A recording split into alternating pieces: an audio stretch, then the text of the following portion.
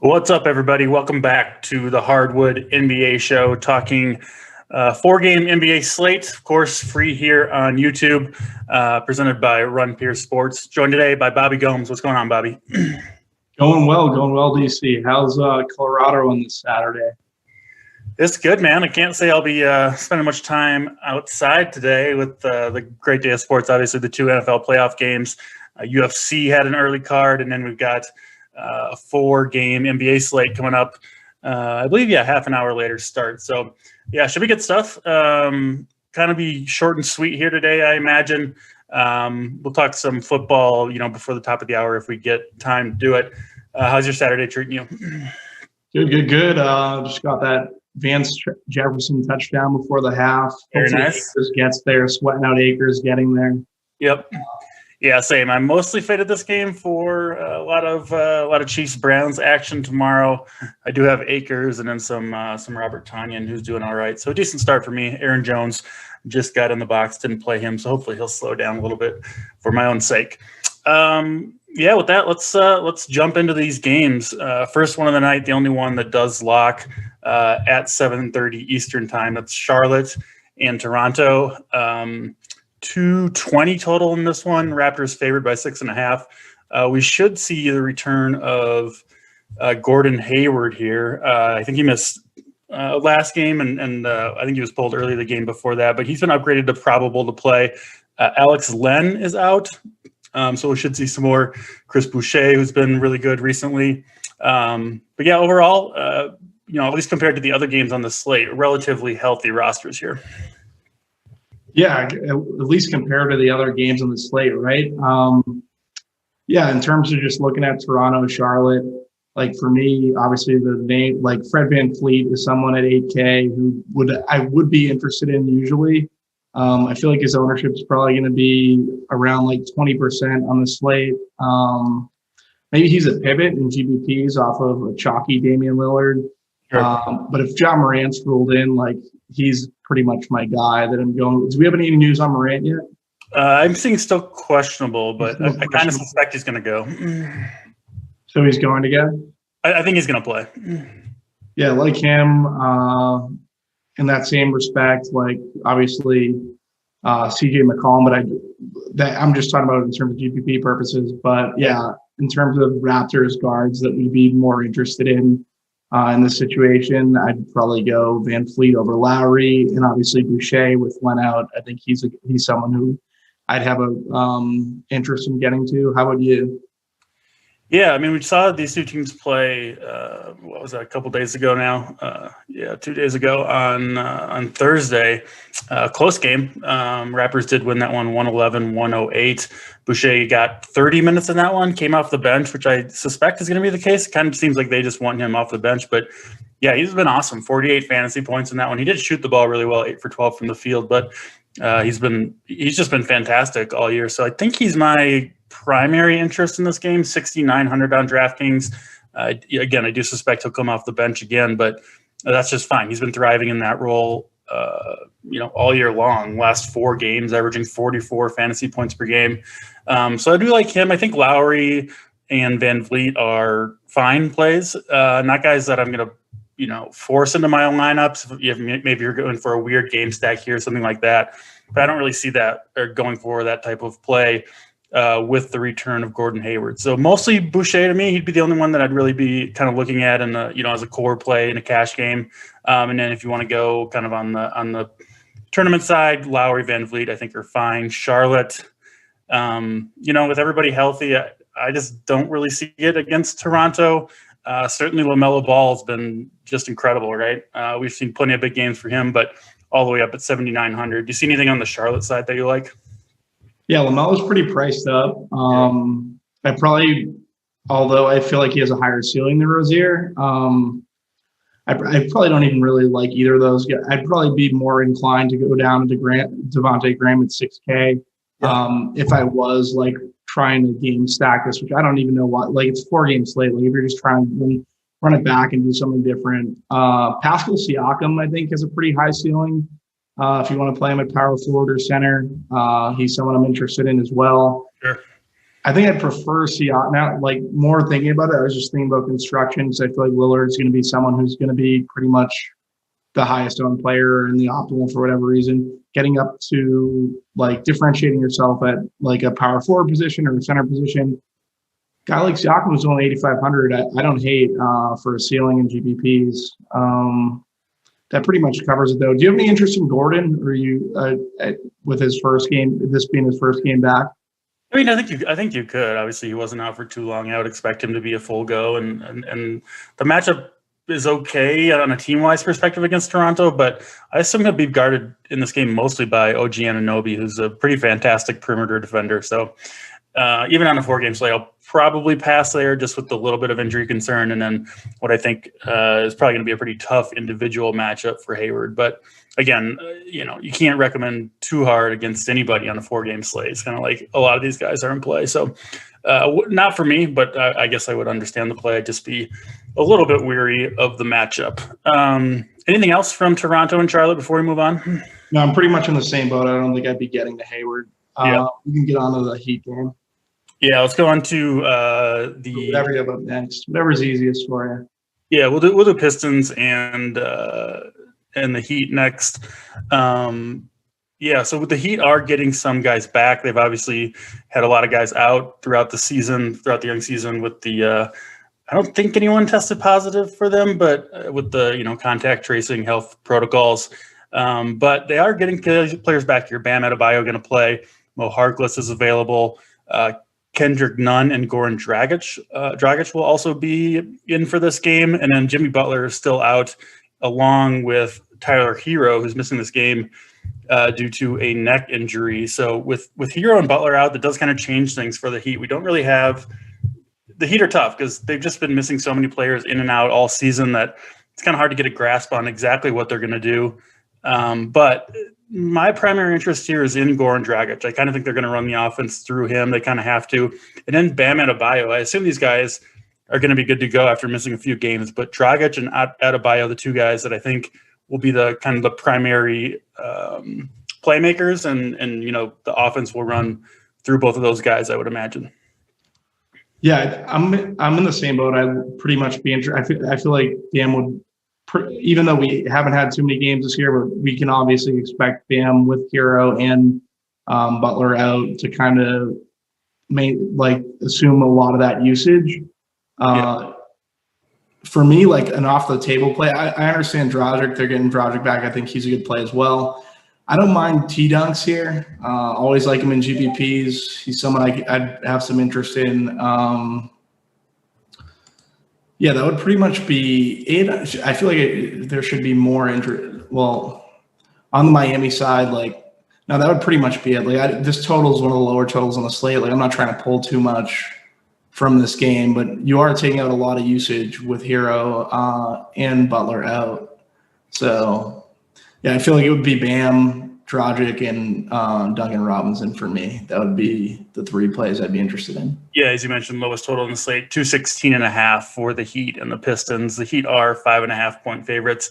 I'll be interested to see if they get Dragic in the starting lineup with Hero and Butler out, but my guess would be no. They do really seem to kind of prefer him in that bench role where he does so well. But I think his minutes and usage should be very high while he's on the court.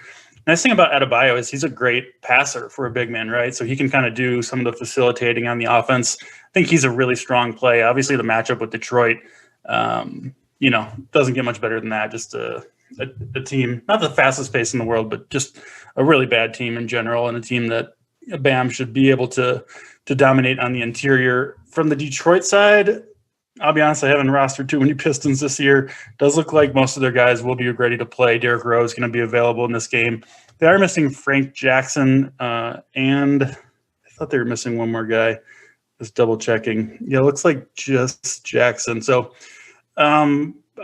Detroit, I mean, even though Miami is down some guys, I still don't have a ton of interest. Oh, yeah, Killian Hayes is out too. So we should see DeLon Wright get some decent run here. Last 3 games, 32, 36, 34 minutes, has played well, performed well, at least from a fantasy perspective, despite not shooting the ball particularly well.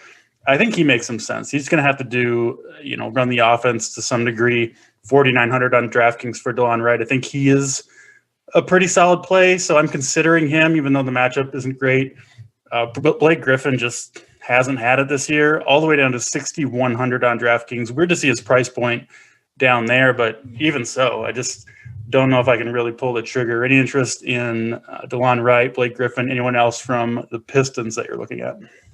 I like Jeremy Grant. The issue is, like, he's right near Tobias Harris's price range, which is around 7,500. Jeremy Grant, 7,400. And Tobias, you're taking Embiid out of that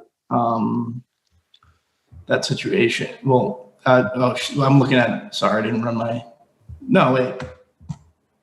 Yeah, you're taking pretty much Embiid out of that situation versus Memphis. So yeah, I would probably like lean Tobias before going to Grant. Don't mind the call on DeLon Wright. Do you have any? Just wondering. If Gabe Vincent starts, he's up at 5K, probably not playing him. Mm-hmm. I'm just interested in terms of like this might. Vincent's pretty good, but I think he'll kind of take a little bit of. So I still think he's okay at 5K. I think I prefer Wright over Vincent, kind of at the same position, same price point on DraftKings. Prefer Dragic to both of them, I think. But yeah, I think Vincent's okay. It's just hard to know. It's really hard to know exactly what his role is going to be now that Miami has some of these guys back. Oh, yeah, I think that's a good call. What game do we have up next? Next is Philadelphia and Memphis. Obviously, significant news in this one. The biggest piece is that Joel Embiid going to sit this one out. Seth Curry does remain out for Philadelphia. That obviously kind of frees up a bunch of minutes. Yeah, Ben Simmons, I think, he's kind of the primary guy I typically look at when Embiid is out. And then I think Tobias Harris, who's been really good this year. I expect those two guys to do most of the damage, to carry most of the usage. I think Shake Milton is an interesting play. And then we're still waiting on Ja Morant, who's questionable with that ankle. Like I said, I kind of suspect he's going to play, but we're waiting to get news for sure. Jaren Jackson, Justice Winslow remain out. They've been out the entire year, but certainly a game here where I think you're going to want to target Philadelphia, at least to some degree, right? Yeah, definitely, especially with the Embiid being out. If Ja plays, you can definitely backload. Shake, Tobias, Ben Simmons. I like Maxey and GPPs at 5-1 if he's going to get any run versus Memphis. Memphis really not playing much defense. Yep. Tony Bradley's in play on the Memphis side. They're going to need him to deal with pretty big. Who else? Yeah, I think I just pretty much like it. I think Bradley would. Bradley's on Philly, right? He would pretty much deal with Valanciunas, and then Dwight Howard would be there to deal with Valanciunas. So those would be the two that'd be that I think would get bumps on as power forward and center for the Sixers with Embiid out. Yeah, it makes sense. It's Shake Milton, the guy that I'm kind of looking at coming off his best game of the season, 51 fantasy points. Just a really big spark plug for him. And then, Tobias Harris, Ben Simmons. Ben Simmons is a little bit disappointing so far this year, but is coming off a pretty good game against the Heat. But I think Embiid, I'm not sure if Simmons has played a game without Embiid yet this season, maybe one. But typically in the past, obviously these two have played together for a number of years now. And Simmons, he goes off almost all the time. It seems like when Embiid is out, just because the offense completely changes. It's so much more Ben Simmons oriented. You don't have all the Embiid post touches, stuff like that. So Simmons, Tobias, Shake Milton, just a number of places you can look. Are you looking at the Philly big men at all? I assume it'll be Dwight Howard starting, but they don't that's what I was trying to hit on was Bradley and Howard. I was trying to figure out because they'd have to deal with Valanciunas. Yeah. I'm not super familiar with Tony Bradley's game. Have you seen him play much this year? Not too much, but I think he is a fantasy point. He's well over a fantasy point per minute. Yeah, he's over a fantasy point per minute. So I feel like he'd probably come in pretty chalky in the situation, especially to deal with Valanciunas. I think he's on the cash chart too. I'm pretty positive. So Yeah, I would imagine cash cards over at runpeersports.com, where we do have a promo code right now. If you use the code Workbench21, you'll get 25% off your first payment. And I believe you can get an entire week's worth of all the content and access to Discord that we have on the site for just $15. I think you need to use that promo code Workbench21 again to get access to that. But really good deal, especially just with all the sports that we've got going on. Obviously, the NBA in full swing. We've got plenty of content for football tomorrow, next weekend. MMA's got a couple good cards coming up. PGA, the betting side, everything on the site, just $15 for a week. So use promo code Workbench21 for that. Tony Bradley, I'm in. I mean, I just don't think they're going to run Howard out there much. Like you mentioned, they got to deal with Valanciunas, and also Gorgie Dang plays the other center minutes. So they've kind of got a, more or less a traditional center on the court at all times, which should lead to a good amount of Tony Bradley minutes. And like we mentioned, well over a fantasy point per minute on the year. I would expect, at least 20 minutes from Bradley. So could be looking at 25 fantasy points for $3K, the minimum on DraftKings. Pretty good deal there. Memphis side, so much depends on Ja Morant, right? If he's in, if he's ruled in, are you considering going to Morant? It sounds like you were earlier. Yeah, well, if we get the word that he's going to get the minutes, then yeah, I'd definitely be considering going to Morant. It's like a Saturday, right? Everyone's kind of focused on football, NFL football playoffs. So I just feel like if we get the news that he's playing, he's getting the minutes, like he'd be someone I'd definitely be looking to. These other guys, though, I feel like they're priced up for Morant being out, like Dylan Brooks up at 6'5". Yep. Kyle Anderson's at 6K. Like these aren't guys I want to play. Valanciunas at 7K, I don't mind, especially when you take out Embiid, getting Dwight Howard and Tony Bradley. I feel like Valanciunas could eat there if he sees the minutes. That's pretty much been the problem with Valanciunas for the majority of the year, is not getting the minutes to where he can explode and give you a ceiling game. So I don't know. Morant would be my guy if he's in. And then, I don't mind some Joe Val, but the other guys not really interested in. Yeah, Valanciunas always been a really good point per minute, fantasy player. Problem is his minutes have been down a little bit, like you mentioned, even when he's playing well, like last game against Minnesota. They cap him. I have no idea. Well, obviously it's like 30. It's not a hard cap, of course, but looks like 30 minutes is kind of the most they want him to play, which can be frustrating, but still more than capable of getting there at 7K on DraftKings. So yeah, I like the Valanciunas call. Of course, a lot does depend on whether or not Ja Morant goes. Like you said, if Morant plays and we don't see anything on a minutes limit, I think you could look to him. I assume he's going to be pretty low owned. I just don't think people are going to go there. But Philadelphia, their defense is just not nearly as good when Embiid is off the court. So a better matchup here for the Grizzlies guys, and I think maybe some people will realize. Like you mentioned, Morant being back just changes so much for Memphis because he's a heavy usage player. He's going to have the ball in his hands. Tyus Jones, who soaks up most of those minutes normally, is a low usage guy. So the offense just completely changes. Like you mentioned, Kyle Anderson, Dylan Brooks. For me, not really in play if Morant ends up going. If he doesn't go, obviously they're priced like fine, but they're obviously priced up for his absence. So just something. Yeah, totally makes sense. That's pretty much it for me on Philly and Memphis. Obviously, the big piece of news that we're waiting on there is the Morant stuff. We'll update you guys if we get that news while we're on air here. Okay, I'm reading now on Basketball Monster, a game time decision. If he plays, Coach Taylor said Morant's minutes would be limited. That's probably enough for me to, Not be, same with me. I don't think he'd be someone I'm targeting if that's the coach group. There's enough good plays out there today that it would be tough for me to play him on limited minutes. All right, let's go to the last game of the night. Then we'll talk a little bit of NFL for the showdown slate tonight, and then the two gamer tomorrow.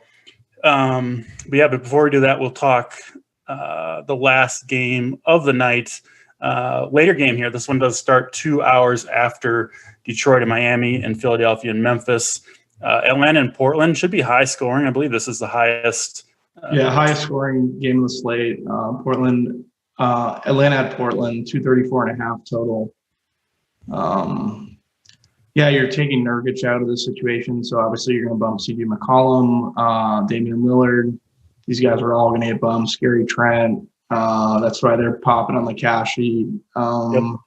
Cantor as well.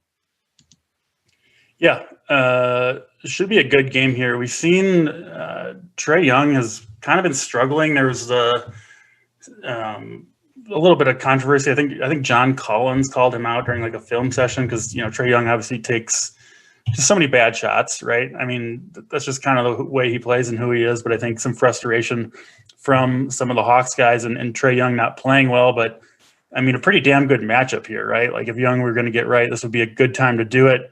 Of course, as you mentioned, Lillard, McCollum, just been balling out this season, as they always do. CJ McCollum in particular, he's kind of taken a big step forward. I think he was kind of rumored in the Harden trade talks, maybe a little fire under his ass. So he's been great.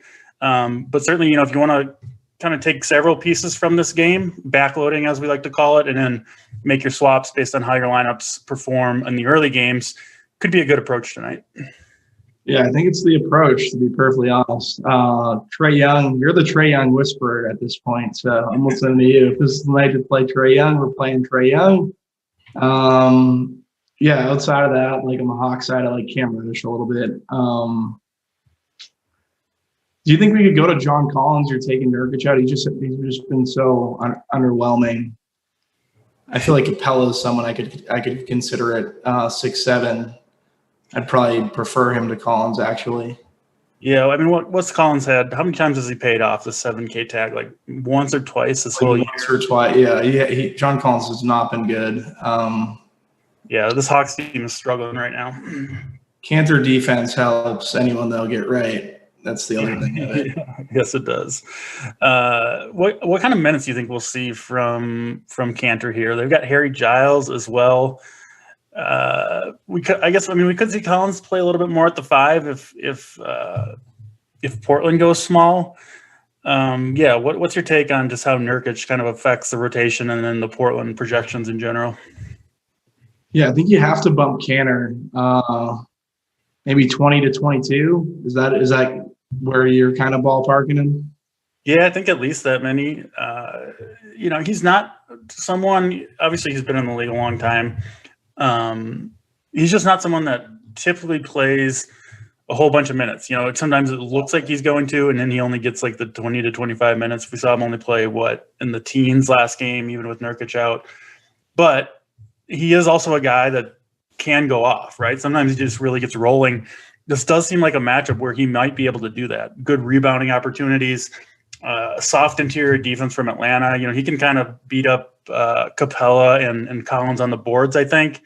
So he's got an opportunity for a big game, but he just makes me a little bit nervous on the minutes. You just don't know quite what you're going to get at 5,600. Yeah, he could be under 20, and then you're in trouble if he's like 18 to 20. I don't know. He's 1.28 fantasy points per minute. Yeah. At 56, like he probably maybe just a cash play for me at most, but I don't know, maybe go elsewhere in tournaments. Center's always tough because you can only, play like with DraftKings with all the multi-position eligibility and the guard and forwards about like you can kind of fit in who you want most of the time, except for at center where you can obviously only play 2 of the guys that are only center eligible. I do really like Bam Adebayo, who we talked about, and then Tony Bradley seems like almost a must play, I would say, at 3K. You've got Chris Boucher at 6,900, Valanciunas we like. Like there's just a lot of options at center. Cantor, a solid option, but I think I would prefer to spend the extra 3K to get to Adebayo. And then Tony Bradley's probably going to be in my lineup no matter what. So he just kind of gets squeezed out of it for me a little bit, and as Cantor does. Yeah, it's probably too high of a price tag for Cantor. Now I'm kind of rethinking it. I'm kind of with you in that regard. Yeah. If center wasn't so strong today, I'd consider it more. But I think some of these other guys are going to take priority over Cantor for me. Mostly just the guards for me that I'm really looking at from Portland. Lillard, CJ McCollum. It's really hard to go wrong with those 2 guys, right? They're going to be popular tonight, no doubt about it. But I do really like both. If you had to choose between McCollum and Simmons, 8,400 for Simmons, 8,300 for McCollum, which way would you lean? I'd definitely lean Simmons. Yeah. I thought you were going to ask me if I had to choose between McCollum and Lillard. Well, yeah, you can answer that question too. That's all good. Yeah, so in that situation, like I think you can play McCollum and Lillard together on this 4-game slate. Like usually I'd be not as willing to do that, but I think that'll be a way to differentiate yourself because a lot of people are just going to pick one. So I think that's interesting and an interesting route in terms of construction. But yeah, between Ben Simmons and McCollum, it's for me definitely Ben Simmons. The Atlanta side, we talked a little bit about, obviously, Capella and John Collins. I'm not super excited about either guy. Are you willing to go to Trae Young? He's just been really, really bad, but you would assume he's going to get going at some point, right? Yeah, he's minus 134 over 2.5 threes. I'm just looking at ZK Sportsbook for his props. Minus 106 over 27.5. Got a good projection. Like I don't mind going to Trae Young as a tournament pivot off Dame in this situation. He's going to get right eventually. So yeah, you'd think so. I'm a little worried about his confidence. He has 3 of the last 4 games. He hasn't made a 3-pointer at all. Shooting 29% on the year from deep, only 40% overall from the field. Like, of course he's going to break out of it. And, I think it's easy to, overstate kind of shooting streaks because normally these players, as soon as their price goes down, and we have seen a price decline for Young down to 8,900. He's got upside for sure at that price point. I'll be interested to see his ownership if people are kind of souring on him. Obviously, the DFS world in general is getting sharper and sharper, and people kind of realize that a shooting slump isn't a great reason to completely be off someone, but just with kind of the news of the team drama and how poorly he's played, kind of a tough guy to click on, but I could see kind of the general field being off him a little bit too. Yeah, it's interesting. He's minus 108 for 39.5 points, rebounds, and assists. And then you have Lillard. He's minus 107 at 43.5, and he's at like 400 more. I think I like the Trae Young pivot off of Lillard tonight. I don't know. Hopefully it's the right call. It wasn't the last time we were on together. Yeah, I have no problem with it. It's more of a GPP play. You could play all 3 guys together, maybe McCollum, Lillard, and Trae Young. Hope for a shootout in the last game. You obviously have pivot options too at that point. Anyone else on Atlanta? Any of the wings from Portland? I'm typically not on those guys, especially just how usage heavy guys like Atlanta's usage is so spread out. Like I said, Cam Reddish would probably be my favorite. Sure. And then Gary Trent, I think on Portland, I think he's in play as well. Yeah, I'm just not quite sure you need that value today, and those guys just don't seem to have quite the upside that you're looking for. But I get it. I think you could go there if you wanted to, but not plays that I'm particularly excited about. Sounds like you're mostly on the same page. Yeah, I think we're in lockstep, so that's good.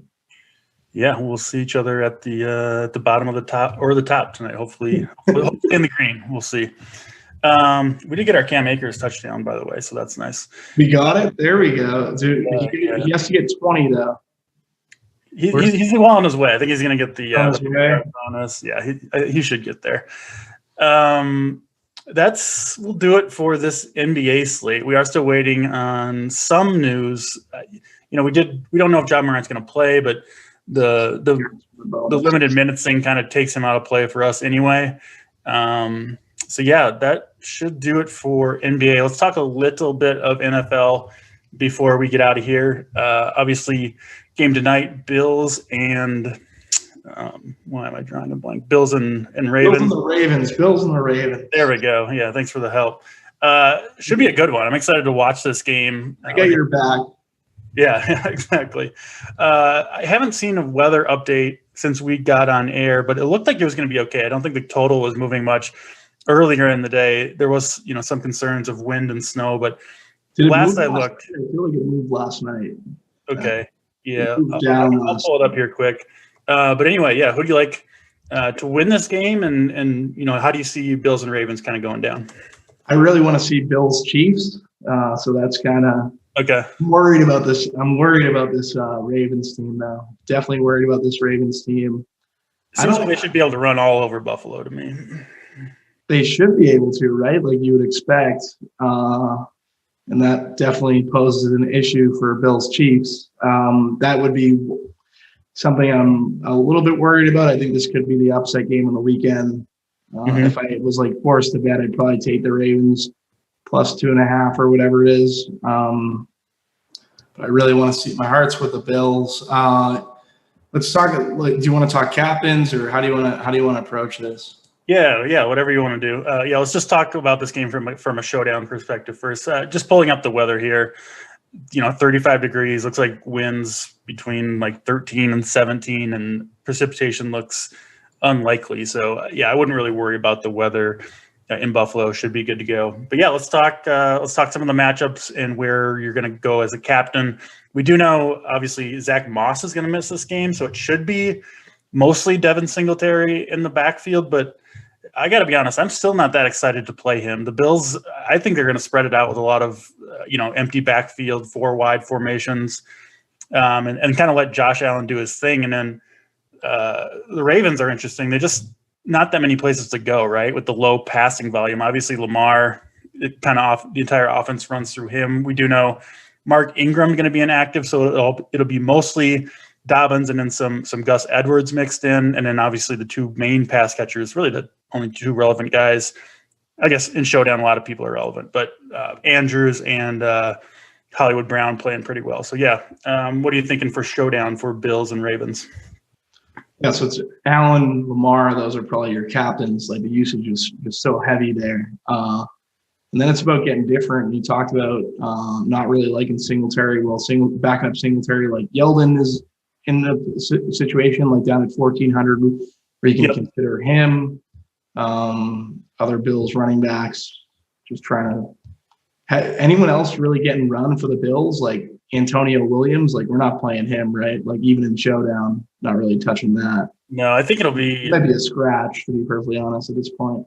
If I had to guess in terms of the running back snaps for the Bills, it'll be maybe 60% of the offensive snaps for Singletary, 20% or something like that, 20 to 25 for Yeldon, and then I think they'll do plenty of plays, maybe 10. Tony Williams actually saw 44% of the snaps last week. Interesting. So maybe more in play than. Yeah. I mean, this is week 17. I bet I didn't. Oh, that was week 17. Oh, yeah. Oh. I'd be surprised if he did much. I think it'll be Yeldon, but we don't know for sure. And anyway, I don't see Buffalo really trying to run the ball at Baltimore. That just wouldn't make a ton of sense to me. So it's going to be mostly, for me at least, the Buffalo passing attack. Obviously, Stephon Diggs just been incredible all year long. I think he's a fantastic play. Beasley should be a little bit healthier. He did play last week. He was a game-time decision. I think he got caught 6 or 7 passes. So he's certainly a guy that you could look toward. And then, Baltimore, I mean, I guess my captain in this game, which I typically go this way when the Ravens are playing, is just Captain Lamar. It's hard to captain anyone else on the Ravens except for Lamar. I suppose you could go with Dobbins here if you wanted. Yeah, Lamar and Allen in this game, like at the top, kind of talked about them. They're just, the usage is so heavy for these guys. It's tough to get away from them. With the Ravens, like I don't mind pivoting to Gus Edwards off of J.K. Dobbins. Yep, I don't mind that either. Gus Edwards kind of been being used as like a blocker for Lamar, like when they want to run situational runs for Lamar, which if the weather's bad, you might see a little bit more of that. Mm-hmm. Lamar can't throw on the road. Like he can't throw, like I'm of the opinion he really can't throw in general, but I feel like on the road they're just going to try to run him more, and the matchup's favorable to do so. So maybe Gus gets in the box. John Brown's another guy, big donut last week. I like going to John Brown here. Not a big revenge narrative guy, but I feel like if it fits, right, I don't mind him. Gabriel Davis, unbelievable last week, especially bailing Josh Allen out a bunch. He's a little bit cheaper than Brown, but I feel like Brown has more ceiling to him, so I'd probably prefer Brown to Gabe Davis. How about you? And that's out of those two. Yeah, 5,600 for Gabriel Davis, 5,800 for Brown. Like you mentioned, Brown burned everyone last week. I mean, similar price points and similar plays. I do think I agree with you. I think Brown probably has the higher ceiling. Davis seems a little bit safer. I'm a little worried about John Brown's health. He's obviously been kind of banged up, throughout his career. This year too. He comes back, gets a donut. I don't know. I'm just a bad drop last week too. Two bad drops last week. Cole Beasley right there as well. Well, he's at 7,800, but yeah, a little more expensive. I do prefer. I think the ownership for the Bills wide receivers in Showdown. I think Diggs will definitely be the most popular. My guess would be Davis will be second highest, just because he's so much cheaper than Beasley, than Brown in terms of ownership, which I think is fair. But yeah, I think all four of those guys are in play. Dawson Knox, 4,600. This doesn't get targeted very often, but certainly capable of scoring touchdowns. The Bills, like super cheap tight ends, they do score a lot of random touchdowns. Guys like Lee Smith. So you could, if you need a punt down at the 200, the minimum price point on DraftKings, you could certainly look there if you wanted to. Yeah, I think that's pretty much it for the Baltimore side. Do you have any secret plays, any sneaky plays on Baltimore that you're looking to if you need to save some cash? Not really. Just like I said, Gus Edwards. We should mention, we should hit on Mark Andrews. Like, the Bills cannot cover tight ends. Sure. He's going to be massively owned anyways, but he's just someone that he'd probably be a core play of mine. I prefer Andrews over Marquise Brown. Yeah, definitely prefer Andrews over Marquise. Marquise Brown's going to probably see a lot of Tre'Davious White, so in that scenario, I'd probably be a little less inclined to play him. Sure. Maybe Willie Snead. I don't even want to say that name. That Big T, I hope he's not watching. He's definitely not watching, but he wouldn't like that too much. He's not a fan of those dusty, slow and There's no one who's minus money to score in this game. Everyone's plus one. It's touchdown. This is a pretty. I don't really like this game too much in general. It seems like it's a little bit hard to get different, right? I think you're going to see a lot of overlap in rosters in Showdown between the Bills and the Ravens, just because there's a lot of pass catchers for the Bills, but I don't see too many ways to get super weird. And the Ravens just have such a narrow production tree. So you're going to see, of course, a lot of captains of Lamar and Josh Allen, Stephon Diggs, but it's kind of hard to argue with that stuff. I think you could captain, a John Brown, a Beasley if you wanted to, hope for a long touchdown in John Brown's case, and 8 or 9 catches in Beasley's. But yeah, it should be an awesome game to watch from a Showdown perspective. I think there are kind of somewhat limited ways to go in this one. Let's just talk very briefly about tomorrow's slate. Should be another good one. I love the divisional round. You got the Chiefs and the Browns, which I think is my favorite game of the week as a Chiefs fan. Obviously going to be on the Chiefs passing attack. We still don't know about Clyde Edwards-Helaire, but it wouldn't really be on him anyway. And then the Browns, I think, are going to have a lot of success running the ball against the Chiefs. I really like both Kareem Hunt and Nick Chubb, and I wouldn't even mind playing them in the same lineup. I think they're going to have a lot of success on the ground against that Chiefs run defense. Yeah, tomorrow's slate's interesting, right? We have a lot of news, a lot of people backloading lineups just basically because, you need that Ronald Jones news, you need the CEH news. CEH didn't practice on Friday. I don't see CEH playing it. I think he'll sit too, yep.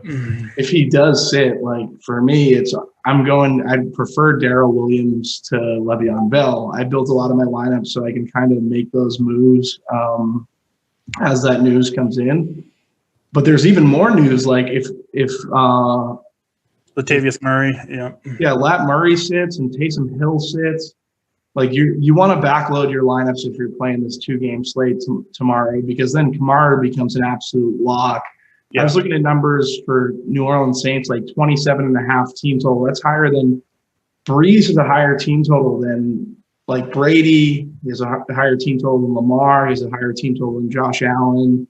And then you basically concentrate his offense with Kamara and Thomas if Lat and Taysom Hill, will sit. Like, I don't mind a little Breeze tomorrow, or backloading for Breeze, and then if I have to, just making swaps to get to Brady. Any thoughts there? Yeah, it makes a lot of sense. Obviously, that Saints news, Latavius Murray, Taysom Hill, changes a lot. If those two guys are out, like you mentioned, Kamara becomes just a fantastic play. I think it really helps Michael Thomas. We did see Tre'Quan Smith get activated. I believe he's going to play. What was his name? Deontay Harris had that kind of random big game last week. I would be careful with him. I think he might end up being a somewhat popular value play, but with Thomas, Emmanuel Sanders, and now Tre'Quan Smith all back, I think he'll get kind of limited run. So I would be cautious there. It's just going to be a fun one. We'll see I think the Bucks are going to be pretty low owned. It's just hard to know where to go with them. Of course, if Ronald Jones misses, I had some awesome teams last week that had Ronald Jones, which was super annoying. Obviously got injured in the pregame warmups, and somehow that wasn't reported by anybody, which seems... Yeah, I don't know how that slipped through the cracks. Especially for a playoff game, it's like, come on. It's really weird. Yeah, that was frustrating, but is what it is. But again, if Jones is out, we saw Fournette take on almost all the work for Tampa. Even in a tough matchup, I think you'd have to give Leonard Fournette a long look if Ronald Jones sits. So, yeah, it should be a pretty awesome day of football, and looking forward to it. Of course, I'll be back on the show, I believe, tomorrow. I think are you on tomorrow too, Bobby? As well, yeah. Yeah, so that'll be fun. We'll talk some more hoops tomorrow. Just checking over if any new NBA news dropped. Doesn't look like it, so we should be good to go there. Slate starts in half an hour. All right, that'll do it. Again, a reminder, please sign up for the content over at Run Pure Sports. Lots of good stuff, cash charts, tiers. I've got articles out most days. I'm really crushing it. The NBA product has been fantastic.